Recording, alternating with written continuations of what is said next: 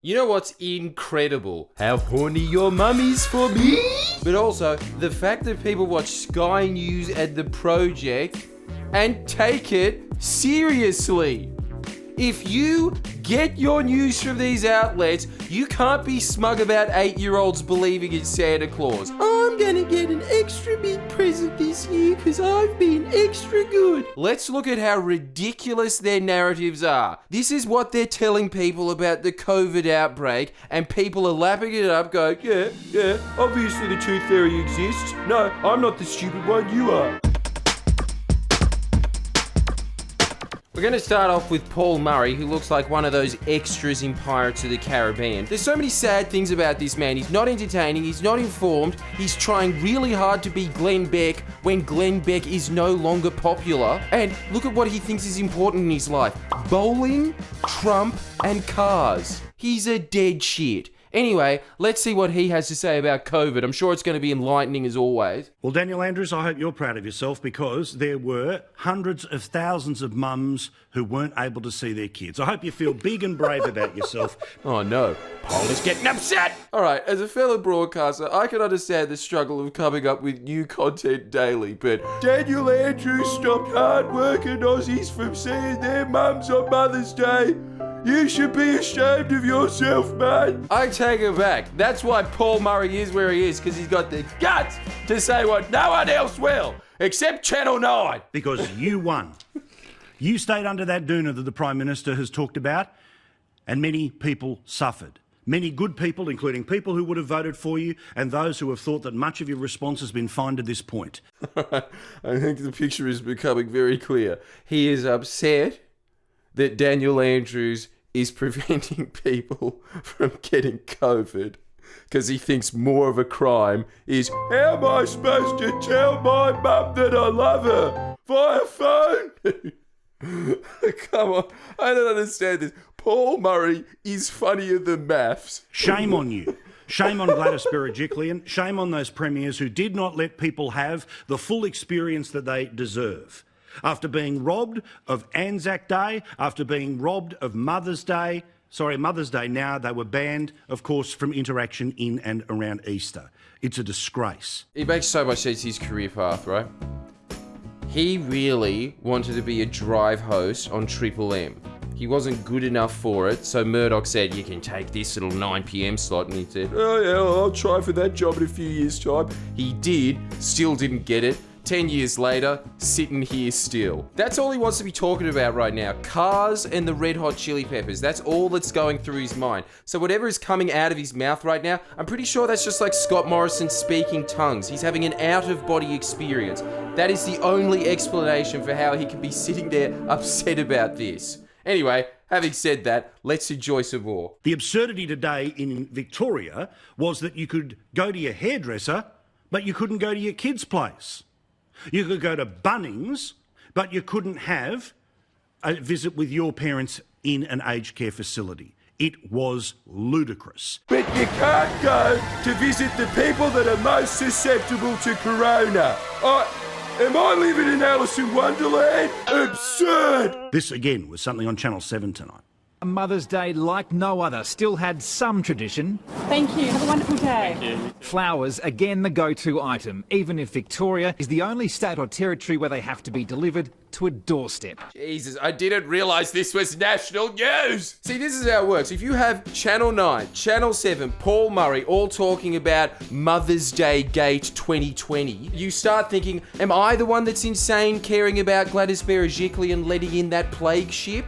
Maybe this is a bigger story. This guy having to put the flowers on the doorstep and walking away. Like it's Anzac Day at a tomb. It is just that. It's just a lack of other stories focusing on some old woman going, oh, my grandparents. And people think that that's the most tragic thing happening that day. So now I fully understand why Paul Murray is actually getting upset about this, because he does read these news sources, sits back and goes, what the f***? Not if I have anything to say about it with the 10,000 people that listen to me. I hope you're proud of yourself, Dan, because just your stoicism, your inability to be moved, moved people to tears today. It's a disgrace. It is incredible that this man has had a career spanning decades in broadcasting. No charm, dumb. What have you got going for you? I spout Murdoch points. That's all it takes. That is all it takes. The only thing he has going for him is that he's so dumb that someone says, say this. Okay. All right, next then. Oh, collab. News.com and The Project. Fresh! The Project hosts Lisa Wilkinson's tough questions for New South Wales Premier Gladys Berejiklian. What's about that Lisa Wilkinson's tough questions are going to have nothing to do with water corruption, nothing to do with the fact that New South Wales was registering zero growth before COVID, nothing to do with the fact that she has a worse record on environmental degradation than third world dictators. What's the bet it has something to do with, don't stick up for women enough. $10,000? I'm betting $10,000. If you want change to be affected, the time to call it out is when it's happening and when you can affect change. Well, I actually disagree with that statement. I think the best way to deal with those stereotypes and deal with those comments is doing a good job in your job. If I do a good job as Premier, people won't say she's a good female Premier. They will say she's a good... and then the stereotype about what leadership looks like changes. Where's my 10 grand? Make sure you watch the ads, take off ad block, that's your punishment for doubting me. Lisa, I really think you need to understand this. You don't even follow your own bullshit arguments of I left Channel 9 because I was getting paid less than a man. And you went over to The Project and you got paid 4 times the amount of Carrie Bickmore, and then all of a sudden, here's your sisterhood high five, girl!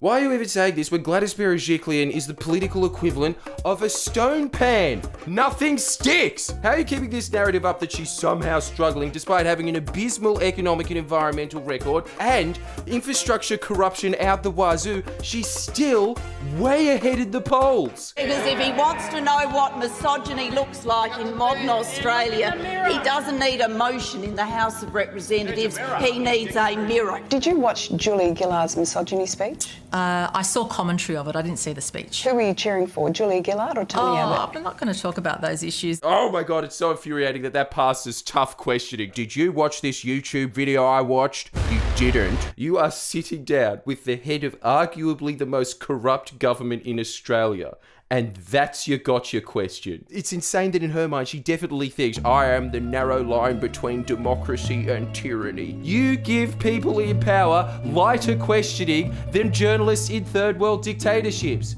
That's not even a joke. It is insane thinking to me that Lisa Wilkinson goes home after that and says, yep, that's why I make the big bucks. The narcissism! I bet you Marie Antoinette's ghost was in the studio thinking, dude, get over yourself. Look at her questioning on the Ruby Princess. I understand why I didn't make News.com's highlight reel of the tough questions. When did you first think we've screwed this up really badly? Well, Lisa, there's no doubt mistakes have been made during this process, and not just on that issue. Quite a few.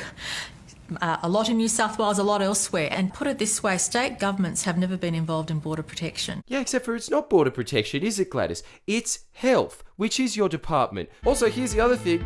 You can't say that anymore, Gladys, because Mark McGowan was faced with the exact same situation. And guess what he did? Put him in quarantine and sent them back to Germany. You know why? Because he's not corrupt. Now that we've settled that, let's see what Lisa Wilkinson, aka Commercial Lee Sales, has for her second hook. What's it like for you every time you hear that another one of those passengers has died?